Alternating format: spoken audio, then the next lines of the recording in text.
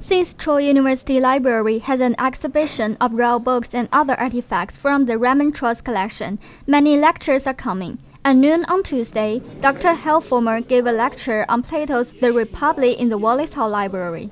Dr. Schaefer in the library has an exhibit with historical documents that are very important called the Remnant, and one of those is a very early edition of Plato's Republic. And we have people who are presenting about each of those documents, and I presented on the Republic today. Dr. Fomer hopes the lecture will change the way people see things and encourage them to read the classics. Well, the biggest hope I have is that they will think a little differently. Maybe they'll ask some questions, and if they want to go read the Republic, that they will. It's a famous work. It's been around for 2,000 years and worth the time and effort to read. But the most important thing is they understand the role of questions, and they understand about the allegory of the cave.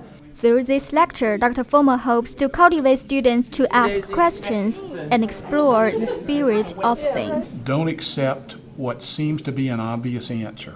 Keep asking questions. Keep digging out what's real, right?